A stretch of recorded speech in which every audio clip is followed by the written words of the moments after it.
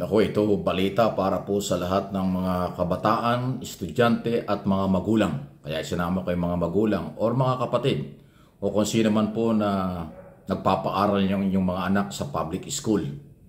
Totoo ba na talagang tuloy pa rin ang mga pangongolekta o kung ano-ano daw mga sinisingil ng mga eskwelahan, mga guro sa mga batang nag-aaral?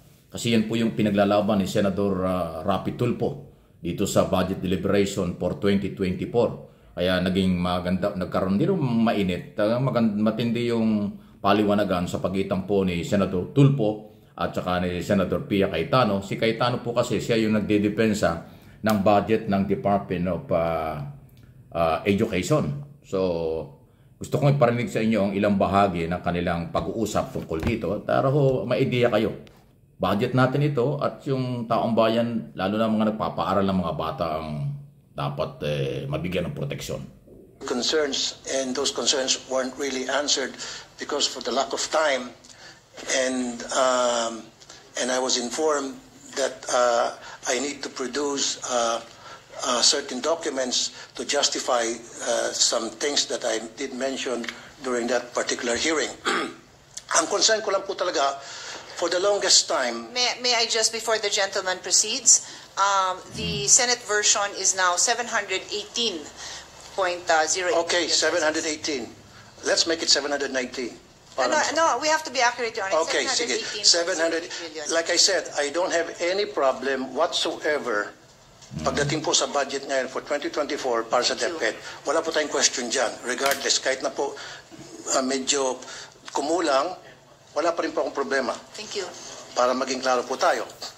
Ang problema ko, ang issue ko lang po kasi, for so many years po, sa programa ko sa Wanted sa radyo, palagi po ako nakakatanggap ng reklamo mula sa mga magulang ng mga estudyante sa elementary at high school na karamihan sa kanila ay mga mag-aaral, mga magulang na mag-aaral ng mga security guard, kasambahay, factory worker, na sila po ay naobliga mag-contribute na require ng eskwelahan through PTA para sa iba't ibang mga pangangailangan tulad ng electric fan, tulad ng jobos, tulad ng bond paper, tulad ng pambayad para sa sweldo ng security guard, sweldo ng janitor, para sa utility bills, etc., etc., etc., na hindi po dapat dahil meron man po talaga budget ang DepEd dyan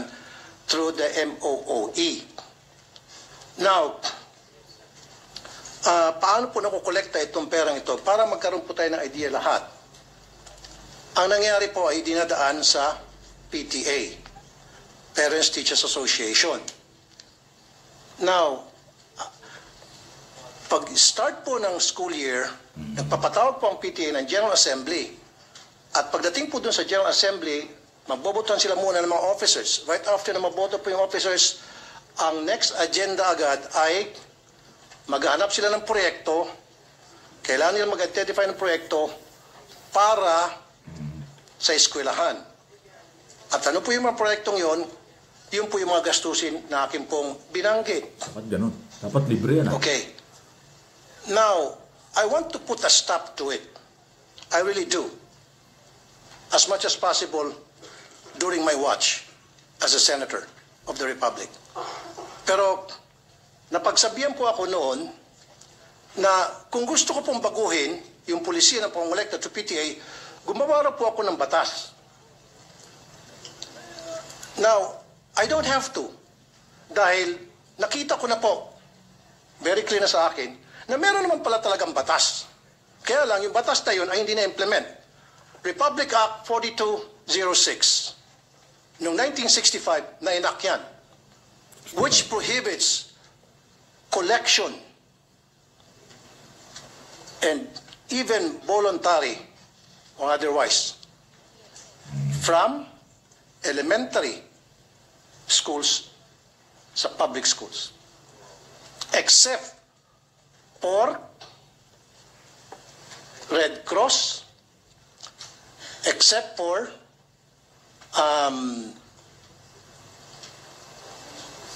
in fact, the ones that was mentioned was Red Cross. Now, noong 1969, RA 5546 was enacted para ma-amend Old law na pala yung ito. 4206. Grabe. Dito po sa 5546, mas lalo naging malawak po yung prohibition sa collection. Maybe the good sponsor might want to react doon po sa dalawang batas na akin po nabanggit. Senador Thank you. Cayetano, tinatanong Hello? Pia. Can you hear me? Yes, ma'am. Okay. Thank you, Mr. President. Here, change. Mr. President, the concern of the gentleman was raised during the hearing, and the Vice President Secretary of DepEd responded by mentioning Department Order number 49 series of 2022, which is a no fee, no collection policy. Tama ba yan? No fee, no collection policy, which they are strictly implementing. And it was further discussed during that hearing that there is the PTA in almost every school that does their own fundraising efforts. And it being a parent-initiated organization, they are allowed to do that. So, in connection with the law that His Honor pointed out, that is exactly consistent with the department order of the department. But the Which is a department order cannot if I may, supersede. if I may just Right, continue, sorry, Your sorry. Honor. Okay. So the department order has the very same policy. No fee, no collection. The department and all their subordinates, meaning the teachers, are not allowed to initiate or to tolerate these collection efforts. But this does not prevent the parents from having their own fundraising. This system has been practiced for decades. Ayan, finally lumakas. This system has been practiced for decades, and it has been a private initiative of the parents that has allowed many projects to see the light. No, anything from gate, fencing, gardening, events. It's a PTA initiative, and I think that's why it was mentioned that if there is a desire to change that policy, there must be a law, because currently the DepEd order is consistent with the existing law mentioned by His Honor.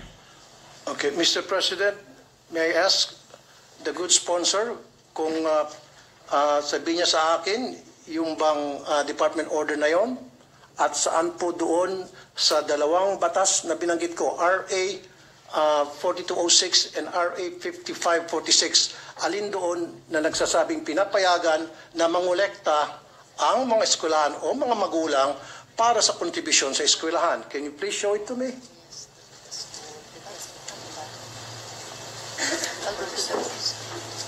Wow. Okay. So, koleksyon. Yung issue ho ng di umano'y bayaran or kinukolekta through PTA daw, Parents Teachers Association. Maybe I can help the good sponsor para mas mapabilis tayo rito. If she will allow me to. Your Honor, if His Honor can, Mr. President, if His Honor can give me a minute to just review, and then I will be happy to yield the floor of... Ayan. So, ayan po. Actually, nung bandang huli yan, mahaba po yung debate sa budget na yan, deliberation na yan. Nagtaasan na sila ng boses, pero ayaw kong iparinig sa inyo kasi ayaw ko rin namang madinig ng mga bata na yung mga senador natin nagtataasan ng boses na parang mga galit. Pero hindi naman, part ng trabaho yan kung minsan tumataas ang boses. Ang sinasabi rito ni Senador Rapi Tulfo, continuous yung paniningil ng DepEd tungkol dun sa mga electric pan daw, kung ano-ano ba facilities ng eskwelahan, di ba dapat libre yan? Pati rin pambayad sa security guard. Wow, ang dami sinabi niya. Ayun, sabi ni Cayetano, Pia Cayetano, senador, na siya nag-sponsor, siya yung nagdidepensa ng budget ng Department of Education. Wala daw ganun. Well, kaya ako tumaas ang debate. Alam niyo doon sa bandang huli, may mahaba yan. Nagalit na si Tulfo. Sabi niya, hindi raw totoo kasi sabi ni Pia Cayetano. Inilabas ni Senador Tulfo yung mahabang listahan niya. Ganun siya ng ganun. Mahaba talaga. Listahan ng mga sumbong sa kanya ng mga nagrereklamo mga teachers sa buong bansa. So, sino ngayon ang ating papaniwalaan? Mabigat ito. Again, Office of the Vice President, Secretary ng Department of Education ang issue rito. Kasi siya yung Secretary, Sara Duterte, Vice President ng Department of Education. So kung totoo, continuous yung paniningil na yan, abay kawawa naman yung mga bata. Eh ngayon pala, yung budget for 2024, proposed budget, 719 or 718 billion pala. Eh bakit ang laking pera, may nangunguligta pa? So ano po ang yung masasabi diyan? Yung ginagawa ni Senador Tulfo laban sa mga maling gawain daw sa kanyang paniniwala, may sinabi siyang batas na hindi naman dapat. Pero bakit tuloy pa? Sabi naman ng kabila, hindi raw totoo. Nako, ang magsasabi ng katotohanan ay yung biktima, yung mga teachers, yung mga magulang o yung mga kapatid na nagpapaaral ng kailang mga anak. Kayo na po ang makakapag-comment, react sa bagay na ito. Parte yan ng pagtalakay sa budget. Mahalaga ang budget dahil atin yung pera. Pero bakit sila pinagbabayad pa?